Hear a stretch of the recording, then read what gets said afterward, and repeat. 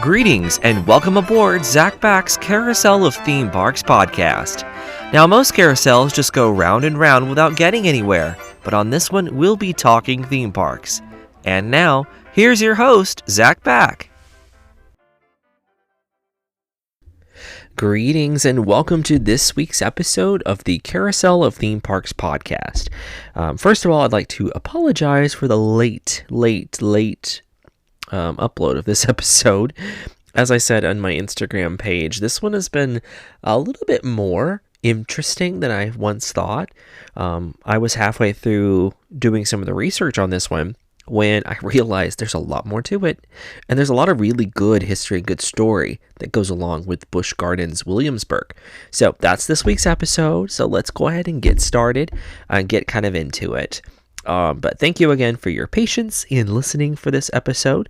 I can't wait to get into this one. I found out so much really fun things about Busch Gardens Williamsburg by doing this research. This park is very historic in a way because it's inspired by the theming of historic colonial Williamsburg, which is just a few miles up the road from it. So that's pretty cool in its own way that they're all kind of inspired to each other. So I can't wait to kind of share that with you in this episode. Now, there's a lot to this one, and this is actually the only current Busch Gardens park that still has an Anheuser-Busch factory right next to it. So you can still drive by that on your way into Busch Gardens, which is pretty neat to see. Of course, the companies are no longer connected, but they still do a lot of really cool stuff nonetheless. And they were a major part of the park's history. So let's go ahead and get into this. And I can't wait to share with you more information about Busch Gardens Williamsburg. Here we go. For much of the history of Busch Gardens development as a company and its location in Florida, please listen to the third episode of Season 1, where I discussed Busch Gardens Tampa Bay's history. Let's pick up from the beginning of this park, Busch Gardens Williamsburg. In Virginia, just a few miles outside the period buildings, history, and outdoor reenactments of colonial Williamsburg, sits the next rendition of the Busch Gardens theme park, Busch Gardens Williamsburg. The location was found as an expansion of the legacy of the Busch family. According to the book Back to Williamsburg by Carrie O'Brien, in 1969, August Busch II, president and chief executive officer of Anheuser-Busch at the time, sent his son August Busch III to Virginia to scope out land for a new brewery plant site.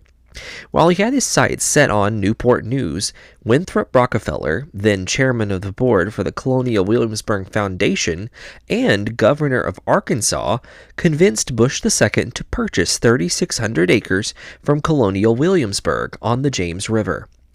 As part of their real estate agreement, Anheuser-Busch agreed to build a theme park on the land, similar to the Busch Gardens theme parks in Florida and California, to help boost tourism in the Williamsburg area. The brewery plant opened for business in 1970 and shipped its first barrel of beer in 1972. In 1970, Busch Properties created a master plan for a planned community with large multifamily parcels. The plan called for keeping 40% of the area green spaces, in effect today, which has increased the property's value tenfold. Homes in the new Queens Point community began to sell in the year 1973 and signaled a new area for Busch Properties. The park within the development opened on May 16, 1975, as Busch Gardens The Old Country, and the original park design featured 3 villages celebrating the spirit of European villages from which early American settlers came. These villages would also become known as hamlets. The first hamlet that guests would encounter would be the Banbury Cross, a themed area from England. Banbury Cross is fashioned after Old England, with phone booths and classic Tudor English architecture. A simulacrum of the famous Elizabeth Tower, known colloquially as Big Ben, is the central element of this area. Banbury Cross also includes the Squire's Grill, serving breakfast and lunch as well as a funnel cake shop, ice cream shop, and candy store. The Globe Theatre, a double-sized replica of William Shakespeare's Globe Theatre, is the most prominent attraction in this hamlet. As an additional part of the England area, the bridge in Scotland was called Brittany Bridge, leading to the medieval English hamlet of Hastings on the other side. In the main court area, there was a guess your age and weight, and the village featured a battlements shooting gallery, a penny arcade, and Turvey Manor Funhouse. In this hamlet, there was also a store Wizard Works that had magicians and magical items. The bathrooms next to the Wizard Works used to be rooms of illusionment and featured 2 rooms to walk through. One was a body heat reflection and a shadow wall. One could lead up against a wall and a bright light would flash. Moving away from the wall, your shadow was left until it faded and the light would flash again. A fun and game-filled Renaissance festival called the Threadneedle Fair greeted visitors in 1975. Theatrical hosts tempted guests to test their skills at a variety of games, and there was even a traveling gypsy show. True to Arthur's day, fellowship was not forgotten, and the townspeople were always eager to share their good cheer. In the Magic Lantern Puppet Theater, Michael Recycle was the featured character in Sid and Marty Krofft's Camelot Revue in the Reynolds Aluminum Theater in 1976. Other shows have included Once Upon a Dragon with 50 puppets and directed by Bill Bard, a 73-year-old marionette maestro who is considered the world's foremost living puppeteer. The original puppet troughs are still located beneath today's stage. The next hamlet is Heatherdowns, based in Scotland. Heatherdowns is a Scottish hamlet situated at the top of the hill on the path leading from Banbury Cross, the park's English hamlet. Tweedside train station offers a 20-minute ride through the park, with additional stops in Festa Italia and Caribou Station in New France. Tweedside Gifts is located adjacent to the train station. Heatherdowns is also home to the Highland Stables, featuring Scottish blackface sheep, border collies, and Clydesdales. Guests can interact with the animals and see them in action, as they showcase their herding skills in daily demonstrations. Guests can also have pictures with the Clydesdales. The next hamlet represented is that of the village of Aquitaine, which is based on Belle Epoque, France. It is home to many boutiques and one of the park's skyride stations, where the first leg of the skyride arrives from England and the second leg departs from Rheinfeld, Germany. The Royal Palace Theatre in France hosts numerous shows throughout the season. Over 25 million races were run on the Le Mans Raceway as one of the original attractions when Busch Gardens opened in 1975. There were 49 recreated antique racing cars. The cars, modeled after the 1913 Stutz Bearcat, had molded fiberglass bodies and were built on steel frames in California. Race cars followed on 3 2,000-foot tracks, accumulating a total of nearly 200,000 miles per car. The mileage total for the entire fleet equates to nearly 400 trips around the Earth, with a top speed of only 7 miles per hour. Nearby to this area is the hamlet of New France. New France presents a unique shopping experience that showcases the French colonial influence in Canada, featuring a range of stores with merchandise that complements the overall colonial theme. Rides in New France include the Busch Gardens Railway, departing from Caribou Station, and the Les Scouts log flume. It recreates the thrills and excitement of a French-Canadian logging camp, dipping and turning at treetop level, ending with a plunge through a sawmill, and then a splash into the river below. It was an original attraction when Busch Gardens opened, and features a totally dark sawmill, except for floodlights that shine on what appears to be a 7-foot cycling buzzsaw, complete with buzzing sounds. Traveling 60 feet in the air, this dashing ride takes guests through a wild 1,420-foot course and moves at an average of 5 feet per second. The last original hamlet is based on the country of Germany, known as Rheinfeld. It is largely themed to a runaway ski resort in the German Alps. The third leg of Busch Gardens Skyride arrives and departs from this section. The German heritage of the Busch family is reflected in Rheinfeld Village. It was the original performance space of the park's first German-themed show, played on a bandstand near the gazebo. The 19th century-style Willkommhaus is a true replica of a German town hall, and was a hub for good food, drink, and friendly people. The Busch Memorial Fountain was built in 1914 and originally stood in St. Louis for many years. It was commissioned by Lily Busch as a tribute to her late husband, Adolphus Busch, from 1839 to 1913, founder of Anheuser-Busch Companies, LLC. Also in this area, the carousel makes its mark as the oldest attraction in the park. Alan Herschel, a pioneer of the mobile carousel, built this unit in 1919 in Tonawanda, New York. For more than 50 years, it traveled throughout the United States before being abandoned. In 1973, Busch Gardens located the dismantled carousel in Dallas, Texas auction barn. Under the direction of the builder's grandson, 14 craftsmen spent 6 months restoring it to its original condition. All side panels, ponies, castings, and brass rails are either original fittings or genuine Herschel replacement parts. Another of the park's original attractions also stood in Germany, the Glissade. The Glissade was a wild ride just like those found on the grounds of Munich's Oktoberfest. The German-built bobsled-like coaster by Schwarzkopf was referred to as the best thrill ride of its size and kind in the world. Cars raced over the 2,000-foot course in 30 seconds, reaching speeds of 60 miles per hour. Transportation around Busch Gardens was super important, as the park featured the aforementioned Busch Gardens Railway. One of the park's original attractions, the railway line was designed with 2 trestles, offering spectacular views. The first custom-built trains were Balmoral Castle, an English-style locomotive, and Der Hochbahnhof, a Prussian-style locomotive.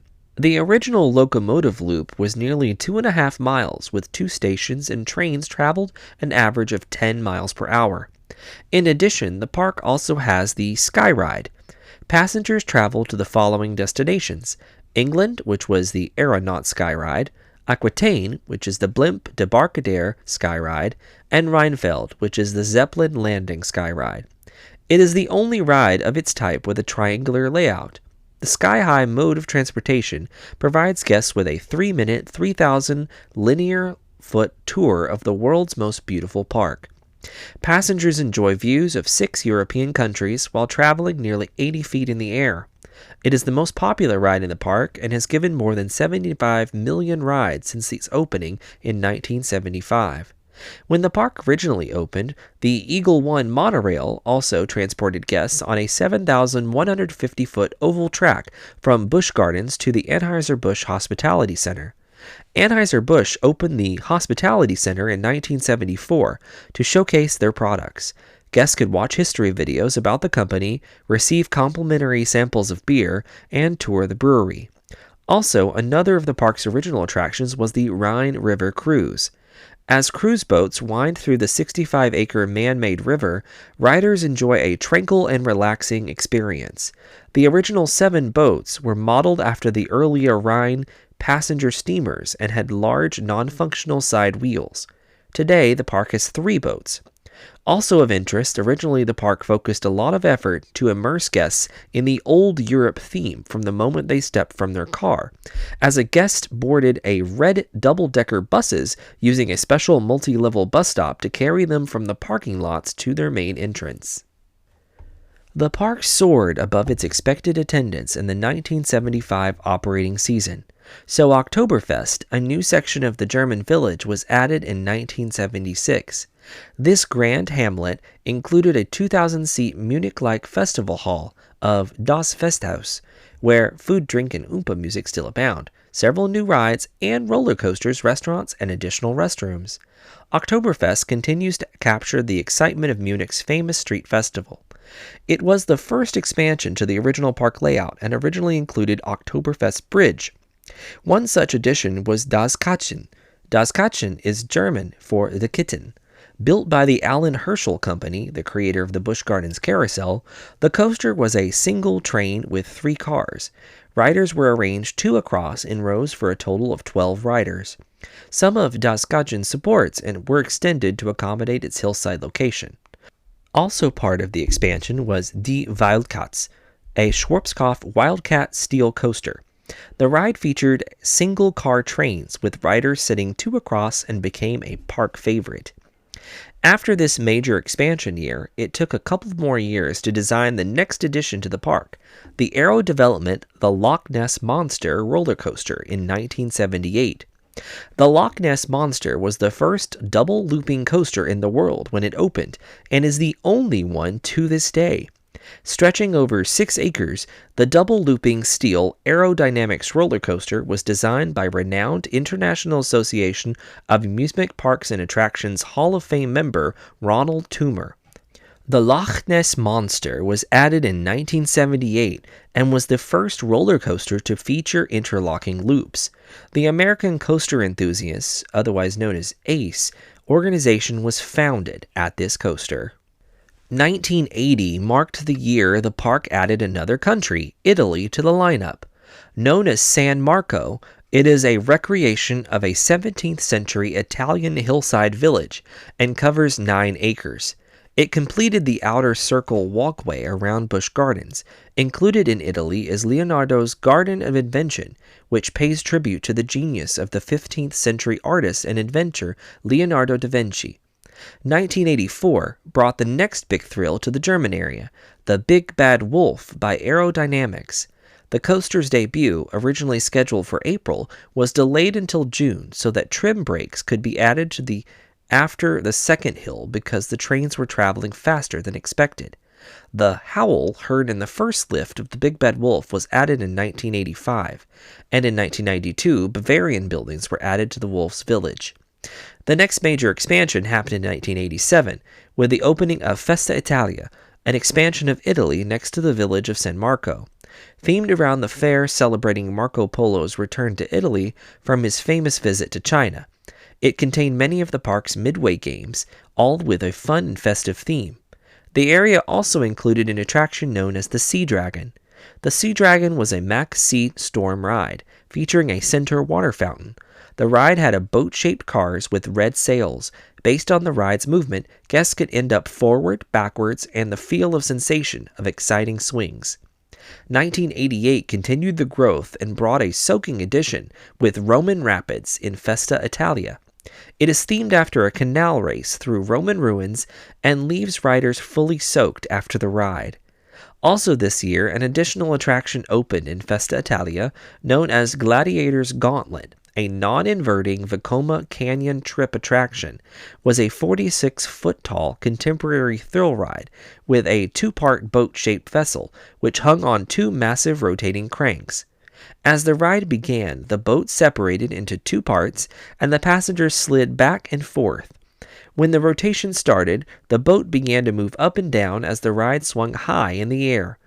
By the end of this decade, Festa Italia featured these 2 attractions, along with 5 additional rides all housed in open-air pavilions, and each depicting a country visited by Marco Polo.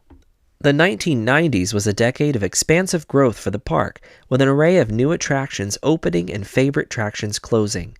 Questor opened in the Hastings Hamlet in 1990 as a simulator ride where, riding with a gnome-like character, guests traveled as companions that encountered a variety of obstacles during their mission to discover amethyst crystals. Questor combined a fast-paced motion picture adventure with studio animation, special effects, and flight simulations. Drachen is a German spelling of dragon, and the looping roller coaster, located in Oktoberfest, opened in 1992. Special lighting illuminated the sides of the coaster cart in red. When Drachenfire was completed, it had 6 inversions, a wraparound corkscrew midway on the first hill, 2 cobra rolls referred to by aerodynamics as a batwing, and a cutback between the corkscrews. 2 counterclockwise corkscrews completed the count. The coaster was created by Aerodynamics as a sit-down coaster. The park changed its name officially in 1992 to become Busch Gardens Williamsburg. 1993 sees the closure of Gladiator's Gauntlet in Festa Italia, and in 1994 inaugurates the opening of the Land of Dragons, a rethemed children's area of the park, which begun as a petting zoo where kids visited and fed baby animals in the nearby forest, while adults enjoyed libations in Rheinfeld. Then became Grimm's Hollow, a fantasy world of children's rides and experiences for the 1979 season. Rides such as the Ladybug catered to children's whims, while a puppeteer played to their imagination with a Punch and Judy show. A Captain Kangaroo show took place on stage for a short time. Near the San Marco area of Italy, Escape from Pompeii opened in 1995. Escape from Pompeii is a shoot-the-chute built by Intamin and is themed around the August 24th, 79 AD volcanic eruption of Mount Vesuvius and is housed inside a large show building with fire effects and a collapsing statue. 1996 marked the arrival of the Wild Izzy, a Mack Rides Wild Mouse roller coaster and named after the 1996 Summer Olympic Games mascot. Busch Gardens was a proud sponsor of the 1996 Summer Olympic Games that were played in Atlanta, Georgia. Renamed Wild Mouse in 1997. Also this year, Questor closed and was replaced with King Arthur's Challenge, another simulator film where you were now on a quest to find Excalibur. A major addition opened the next year in Oktoberfest as Alpengeist. Alpengeist is a Bolliger and Mabillard inverted roller coaster. The name Alpengeist is German for Alpine Ghost, and the ride is themed to a runaway ski lift. It holds the records for the tallest complete circuit inverted coaster in the world, tallest inverted roller coaster in the United States, and the longest inverted complete circuit coaster drop in the world. 1998 marks the closure of Drakenfire, and 1999 celebrated the opening of Apollo's Chariot in Festa Italia. Apollo's Chariot is the first hyper roller coaster ever built by Bolliger and Mabillard. The roller coaster replaced the Sea Dragon, and the original metallic pavilion is still overhead, serving as the roller coaster's queue house. The new millennium became an era for change, as 2000 brought the Jack Hanna Wildlife Preserve, and 2001 inaugurated the retheming and reopening of the Hastings Hamlet of the park and transformed it into Ireland, which altered all of the area and changed King Arthur's Challenge into Corkscrew Hill, another simulator ride, which added an Irish take to the attraction. 2002 brought the standing but not operating Drakenfire to an end, as it was completely removed from the park. And by 2005, a new attraction opened on the site of the old Wild Mouse coaster. Curse of Darkcastle. Curse of Darkcastle was a dark ride built by U.S. manufacturer Oceaneering Entertainment Systems, designed by Falcon Creative and themed by Nassau. The ride took place in an abandoned Bavarian castle, haunted by evil ghosts and a demonic werewolf. Let's take a deeper look at the experience behind this legendary dark ride. The queue line for Curse of Darkcastle was entered under a frozen, crumbling arch, under the Bavarian castle's highest tower.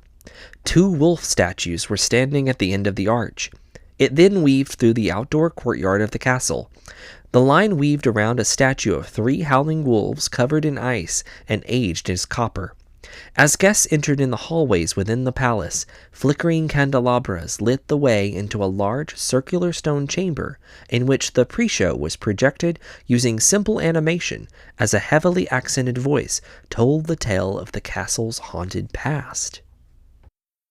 Long ago, in the deepest heart of the Black Forest, a young prince lived, unloved, neglected, in a dark castle.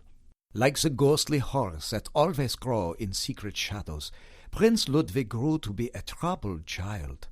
Soon even the kindest servants avoided his evil gaze. One dark winter's night, as Ludwig wandered the lonely frozen grounds of the castle, an old woman appeared. Outraged at this intrusion, Ludwig howled in fury. In her place crouched a snarling wolf. As her angry yellow eyes bored into Ludwig's, she revealed his dark destiny, wicked ruler of a corrupt kingdom. Guided by the wolf, Ludwig set out to take the throne. His parents tried to put an end to his ruthless ambition, but they mysteriously vanished.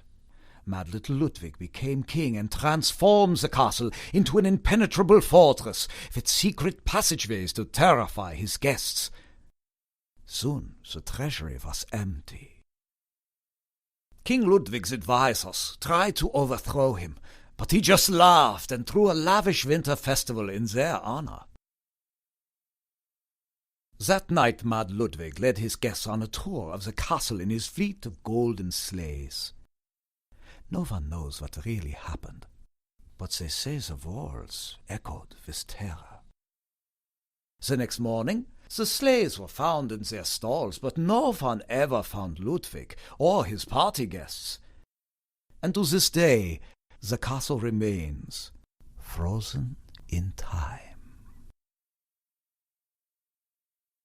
As the final words were spoken, the torches in the chamber turned to blue flames as a stone wall lifted, ushering guests into a grand hall in which the fleet of golden sleighs again waited, ready for Ludwig's newest guests. Immediately upon the ride's beginning, the sleigh rounded a corner, entering into the forest outside the castle. There, gnarled trees with glowing, vague faces seemed to groan. "Why are you here? Get out," in a deep voice. Approaching the castle's front doors, the ghostly apparition of Ludwig's mother flew out of the door, hovering just in front of the vehicle, warning riders that they must get outside of the castle walls, because her son has no power there. Just as she disappeared, Ludwig's voice booms through the courtyard, menacingly inviting riders to tour his castle as two stone wolves adorning the stairway come to life and leap into the sleigh, gnarling and biting at riders. Once inside, suits of armor adorning a long hallway come to life, stepping off their pedestals and jabbing spears towards riders. One of the helmets fell off, ricocheting off the floor and levitating just in front of the sleigh, its face guard lifting to reveal a skeletal face screeching within. Retreating down another hallway, guests entered the music room, where the ghost of Ludwig manifested in a flaming whirlwind, blowing gusts of air onto riders and lifting the various musical instruments into the air, slamming them around the room. Outraged at the intrusion, he shouted, "You have such hunger for my secrets! Come, it shall be fed!" launching a flaming blue orb at riders, which pushed the ride vehicle into the next scene. Blasted backwards into the kitchen, the sleigh looked down a long dining table set for a feast. Ludwig's ghostly voice emanated from the walls as knives flew at the riders, whizzing past on all sides. Appearing on the opposite side of the table, Ludwig grabbed a knife, flew towards the sleigh, and mocked cutting off his own head, as it appeared on a platter being served by a skeletal waiter. Entering into a dimly lit hallway, Ludwig's mother, voice again, urged riders that they must get out before it's too late. Ludwig mockingly told his mother that the guests ought to stay, as it was about to be a blast. Just then, the torches all blew out as a wall of wind gusted down the hall, passing a brightly lit portal of the young Ludwig and a disfigured paintings of his parents. The sleigh pulled into a 2-story library. There, above the fireplace, a portrait of Ludwig came to life, issuing guests towards the smoking, flaming fireplace. As the sleigh was physically felt pulling away from the fire, Ludwig pulled it in. The vehicle spun out of control in the pitch-black darkness, rising out of the chimney. Immediately out of the chimney, Ludwig's mother grabbed hold of the sleigh and pulled it through the sky, weaving between the castle's turrets as they crashed down, leading riders to the castle's walls and escape from Ludwig's powers. But Ludwig grabbed the sleigh, pushed it back towards the castle, his mouth opened as his tongue turned into a snake, hissing and lashing out at riders. The sleigh spun around and its nose dipped down towards the courtyard below, but Ludwig's mother grabbed hold of it before the sleigh could fall. A comet shot down past the guests into the ground below, and Ludwig's fiery apparition launched toward the sleigh, morphing into a werewolf as he roared, "Mother, you are driving me insane!" From behind the vehicle, his mother shouted, "Ludwig, my son, you were never sane to begin with!" Just then, Ludwig fell from the sky and dabbed, dragging the sleigh with him in a simulation freefall from the castle's turret and crashing into the glass conservatory, complete with frozen plants and golden wolf statues. Ludwig leaped over the sleigh, his weight cracking the ground as the sleigh dropped again, this time into a cavern underneath the castle.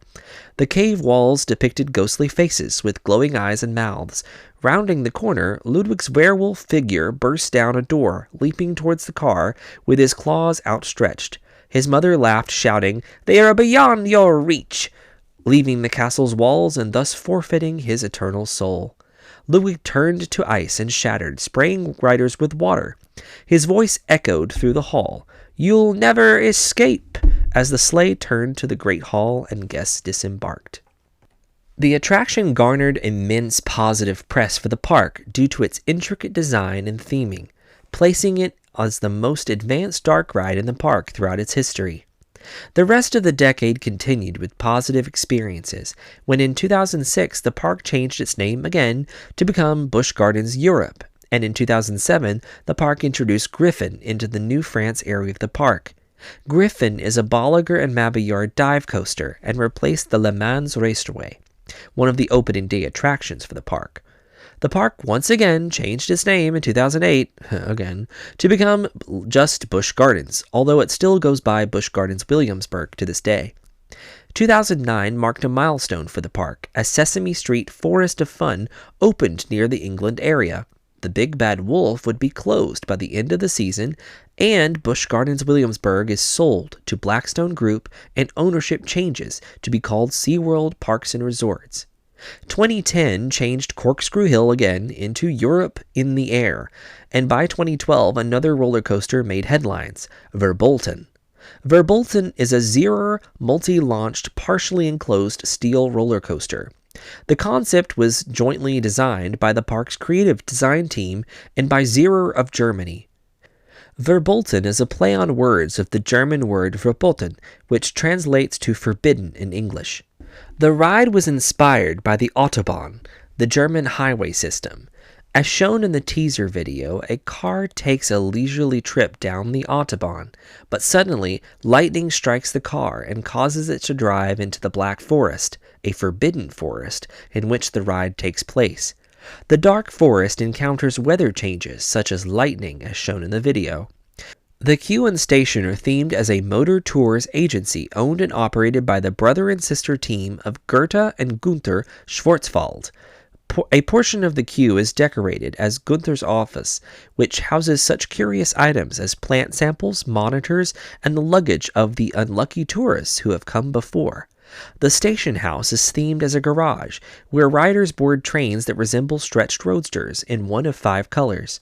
The theme of the ride itself is the Black Forest and various legends associated with it. The ride features an indoor portion, referred to as the show building, which represents a ride through the Black Forest and features one of 3 alternating special effects-driven storylines. The inside of the building is decorated with painted drops and set pieces, as well as featured unique sound and lightning effects, such as low whistles. Currently, there are 3 randomized storylines inside the event building. The Spirit of the Forest. In this story, the effects feature a peaceful-sounding spirit who lures riders into the forest and then turns on them. Lightning Storm. In this story, the effects feature a violent storm that threatens to destroy the riders and their vehicle. And the Big Bad Wolf. In this story, the effects feature a pair of glowing red eyes that stalk the train during its journey through the forest, a nod to the ride's predecessor. The inclusion of multiple effects stories ensures the repeat riders will have unique experiences. By 2015, the park welcomed Tempesto, a Premier Rides Skyrocket 2 roller coaster added to Festa Italia, and in 2017, Invader, a Great Coasters International wooden roller coaster, was added to the New France area and themed after the Viking invasion of New France. Curse of Dark Castle was closed permanently in 2018 after some technical difficulties rendering it unusable after the park slowly cleared the building as more or less an event space. Pantheon, an Intamin steel roller coaster, was added in 2022 and themed loosely to Roman mythology and located in Festa Italia. And in 2023, something new came to the site of the former Curse of Dark Castle, Dark Coaster, Escape the Storm. This indoor Intamin family launch coaster builds upon the storyline of the Curse of Dark Castle, with riders traveling through King Ludwig's abandoned fortress and encountering a supernatural force. The extensive theming and special effects have been designed by Holovis, a media and design firm that has also worked on show scenes for Mystic Timbers at Kings Island and Wicker Man at Alton Towers. Finally, in 2025, the park unveiled a new, revisited attraction, the Big Bad Wolf, The Wolf's Revenge.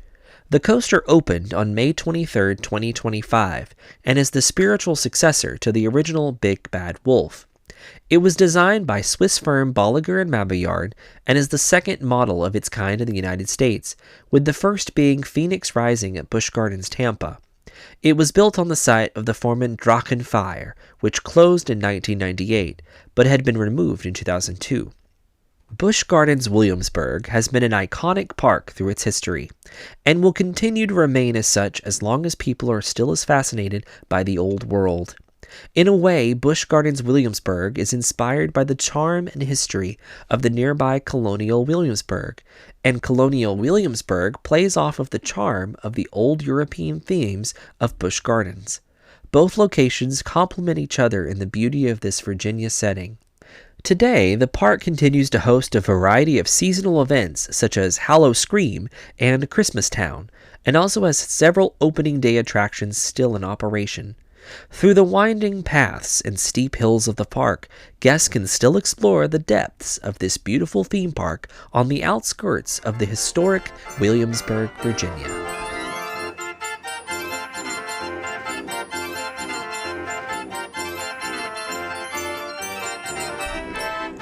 Alright, so I hope you enjoyed this kind of story of Busch Gardens Williamsburg. I actually was able to go and visit Busch Gardens Williamsburg earlier this summer for the first time ever. Now, I used to live in Virginia, so that's kind of a wild thing that I never went to Williamsburg while I lived in actually Virginia. So it's kind of funny that I moved all the way to Florida and then went back and visited this place in Virginia. But anyway, regardless of that, I had always heard of Busch Gardens Williamsburg, and I always wanted to go, but at that time I wasn't super interested in theme parks, at least I didn't think so. And so we just never made it a trip. Like, we went to certain parks around the area, like we went to Dollywood, we went to Kings Island, but I never went to Williamsburg. So naturally, whenever I came back here and was able to go with some friends this last summer, it was very exciting to see this park for the first time. I did absolutely no research. So we quite literally walked into the park and I wandered this park just with with my friends. We wandered. We kind of rode things as we came upon them, and it was truly a magical experience. If you've never been able to just kind of wander a park, do it. You have to do it. It's like the old-fashioned way of doing things. So regardless of that fact, I enjoyed Busch Gardens Williamsburg a lot. Like, I would even say, comparison, I enjoyed Williamsburg a lot more than I enjoyed Tampa Bay. Now, it doesn't necessarily feel like a Busch Gardens park because I was used to the Busch Gardens park having lots of animal kind of connections, just like SeaWorld parks do. But this park is very different. Although there are some animals represented in the park, I saw a variety of things. I saw some Highland cows. I saw some sheep. I saw the sheepdogs. I saw the Clydesdales. But like beyond that, there's not a lot of animals in this area. I did see some wolves. I believe they had wolves on display. They had some eagles. So there's some animals kind of scattered throughout the park, but they're not as big of a focus as it is in Tampa Bay, because Tampa Bay has the huge, Serengeti safari, and like that's really cool. They don't have a safari in this place. This park is more mountainous. I actually kind of compared it to Dollywood in that way, where you have to kind of climb and cross bridges and mountains and stuff in order to get to places. So that was interesting to me. It was very different. I did not expect that in Northern Virginia. Coming from the mountainous part of Virginia, I didn't realize that there were really kind of hilly mountains over here as well, even in Williamsburg. So I was pleasantly surprised. I didn't hate it by any chance. No, I really loved it actually. But Busch Gardens Williamsburg was truly a highlight of our trip. I enjoyed every moment we had there. The only thing I didn't like was spending so much money on food, but that's a United Parks thing. So I just know to expect it at this point. But it still cost quite a bit for our food when we ate here in the park. The food was very good. I actually ate at Trapper's Smokehouse, which is like their big barbecue restaurant here. It used to be something else and it turned into something, it's what it is now, but they're well known for their barbecue. So we had to go to Trapper's. It was very good. I enjoyed it. The food I had was really good. Like, I don't even remember what I got. I know I took a picture of it, but I don't remember what it was. But I know it was good. I was happy with my selection. So You have to do some things sometimes. You have to try things and just move on with your life on it. So regardless of that, I enjoyed the food that we had in the park. I really would love to have tried some of like the snack foods around the park, but we just didn't make time for that while we were here. There were some options I saw that they were celebrating with like a food festival that had not started yet. And I was like, oh, darn it. I wanted to see that, but regardless, we were in the park. We enjoyed all of the rides that we rode. I found one of my new favorite roller coasters, Apollo's Chariot, in this park. Pantheon was also a lot of fun. Dark Castle was closed when we were here at Dark Coaster, sorry. I really, really, really want to ride Curse of Dark Castle now after reading that description and kind of reading it out loud to you. I hope you find it interesting. It sounds pretty unique in a way. I kind of see some likenesses to some other attractions in the world, but at the same time, it's very unique version of itself. So it's kind of sad, the story of that one. I've heard of Curse of Dark Castle before, but wow, what a good story, man. Love that. Anyway, so this park was beautiful. I have no notes for this park. Every single area was so uniquely designed. The merchandise in this park was pretty unique as well. I will say, coming from Tampa Bay, Busch Gardens does pretty well with merchandising. It's not very vague. They usually have very specific merchandising for the park. But I will say Busch Gardens Williamsburg had a lot of really good, unique merchandise. Now, I did not buy anything of, major interest while I was here. I bought a couple random things. Like they have these pass holder plates. I did buy one or two of those. Really love that. But we rode a lot of different attractions in this park. We rode a pirate ship ride. We rode the Alan Herschel carousel. It's called Kinder Carousel today. It's definitely more of a kiddie, kind of a less detailed type carousel. It's not a very ornate carousel, but you could tell it was very old. And now that I know the history of that carousel, okay, that makes sense. That's a pretty cool story, actually, that went with it. Regardless of that fact, I enjoyed our experience in this park. I really have no notes on it. I don't want to just keep harping on that fact, but I loved it. The rides here were great. I love the transportation rides in this park. To ride an antique kind of style sky ride was absolutely fantastic, because I've never done the one that they have in Busch Gardens, Tampa Bay. I haven't done that one yet. I do plan on doing that eventually, but right now I haven't done that one. But riding that one in Williamsburg was amazing, because the vistas you see from that is just mind-blowing. And we haven't even talked about Loch Ness Monster yet. Seeing that interlocking loop in action is honestly a thing of beauty. If you've never seen something like that, it's actually beautiful. And where it's at in the park, because a lot of these roller coasters kind of dip down into that Rhine Valley of the Rhine River cruise, this is cool. This is cool. The fact that all of these things just kind of interlock with each other, this tells me that the park was built up over time. And I love when parks are built up over time. You can tell there was no master plan to this. They just said, over there's a hillside. Maybe we should put something there. Or we need to connect this together. What if we just build another country right there? You could tell that was some of the thought process here. And I love that, because that's how Dollywood was developed. And that's why it reminds me so much of Dollywood, I think, is because it feels like a natural kind of expansion of itself. It feels like it was thought out over time on the fly. And it feels so unique in that way. It doesn't feel like, oh, they had this planned from the beginning. No, you could tell that there was some older portions of the park, and that other portions were just kind of added on where they had room. And I love that vibe of a theme park. And this one was beautiful. I really do enjoy it. The gardens here are flourishing. When they say this was the world's most beautiful theme park, they're not kidding. This is a beautiful park. There are a few parks out there that really compare to the gardens of this park. This is where Busch Gardens really gets its name, and I love that for it. Also, the fact there used to be a monorail that would take you to the factory. If you know that Tampa Bay also originally had a monorail that took you into the factory, or at least around the park. That's pretty neat that they kind of just copied and pasted that idea. But it was interesting to find out all the facts about this park, because visiting the park, I rode all of these wonderful attractions. I experienced Verbolten.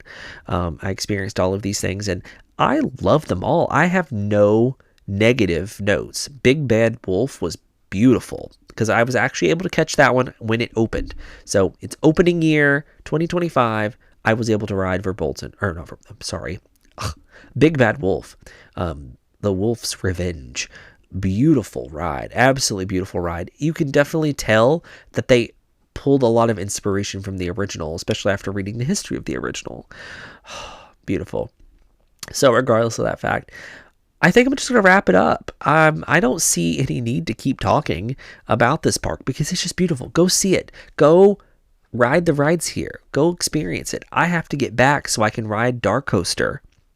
Obviously, I need to ride Dark Coaster. It was closed when I was there. Darn it.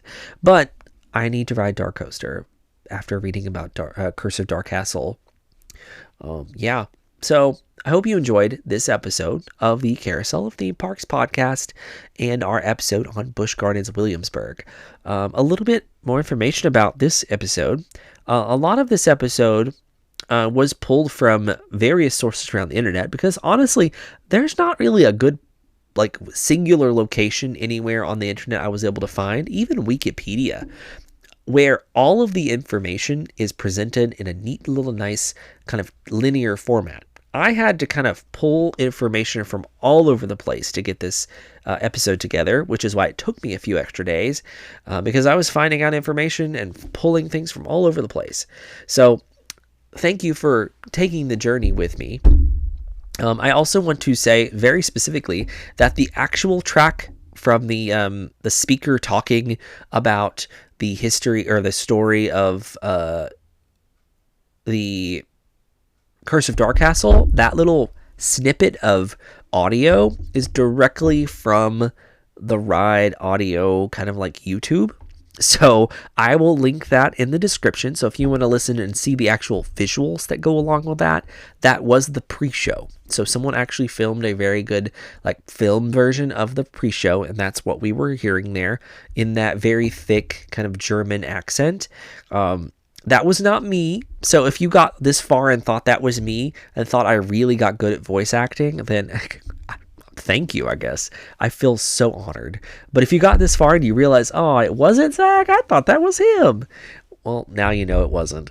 I want to give credit where credit was due, and that was definitely not me. That was definitely the original ride audio, or at least a very, very good copy version of it.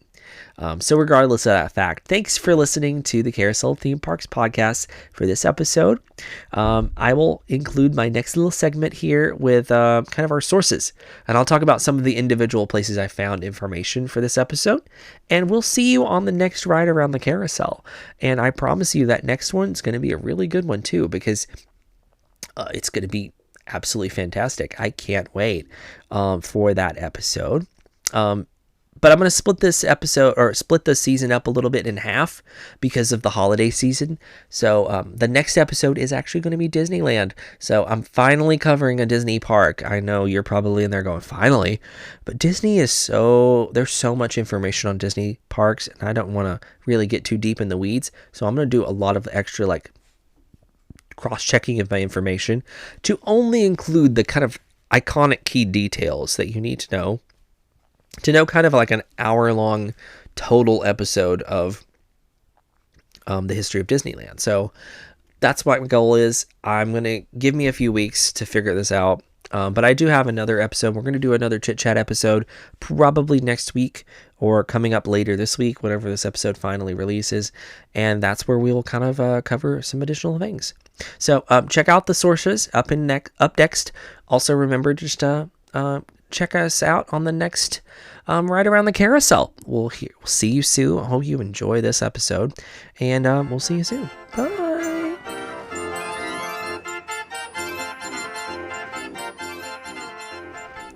Thank you for listening to the Carousel of Theme Parks podcast. We invite you to join us on all of our social media platforms, such as Instagram, Facebook pages, X or /Twitter, as well as some other locations. You can find the podcast itself on YouTube, Amazon Music, /Amazon Podcasts, Spotify, and Apple Podcasts. I invite you to leave us a review. Leave me a review. I'm saying us like there's anybody else involved here in this empty room of mine where I'm talking to myself. But leave me a review. Share this podcast with other people. If you have theme park lovers in your life who love history, share this theme park podcast with them. Send my Instagram notifications to them so that they can see them and try the podcast out sometime. This episode had a lot of sources from different pages all around Wikipedia and Coasterpedia. So as I said, I hate to use sources from there, but when that's the only option, you have to do what you have to do. I also used a source called Back to Williamsburg from Carrie A. O'Brien. It was a Google book that was linked through one of the Wikipedia pages, but I found it was a really good source, actually. And one of the history of Busch Gardens Williamsburg in the early days when they were developing the park. Also, I found some sources on Busch Gardens history through BGW Memories. There was a really good article here where this author went through all of the 50th, or I think it was the 40th anniversary kind of signage throughout the park and took really good pictures of the signage from the park. So a lot of the sources you will find if you look at the actual document that I share with you, the ability to read along with, you can find those little 2s everywhere because the source 2 was everything. Almost everything in this episode came from my source 2, which was the BGW Memories website, because it was all direct from the park itself. So even though it was posted on there, this information was from the park. It's what was posted on the in-park signage. I also found a lot of information through a timeline website where it was essentially an article written in 2009 that told the timeline of Busch Gardens Williamsburg. But otherwise, there's a lot of sources from Wikipedia, different various small pedia pages, and so you can visit all of and find all of that information in the notes on this specific episode. Thanks again for listening to the Carousel of Theme Parks podcast.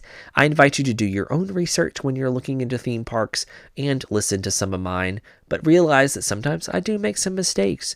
Like last week, whenever I accidentally said that I rode Tigress and I was talking about Shikra. Oopsie, sorry, I made a mistake. So I'm not perfect, and you're not either. So remember, we all make mistakes, and it's all good. It's all good as long as you realize that you made a mistake.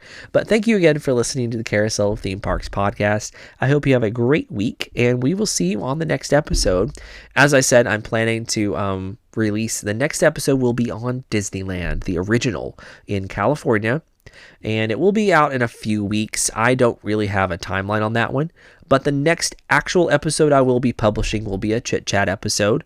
I'm planning to talk a little bit about holidays in theme parks in Orlando. So we're going to kind of cover all of the things that you could possibly do that's based around the holiday season in Orlando theme parks. That's the plan. We'll see if I actually come up with some brilliant idea that changes it. But for now, that's what my idea is. So I'll see you on the next ride around the carousel, and we'll hope you enjoyed this episode of the Carousel of Theme Parks podcast. Bye-bye.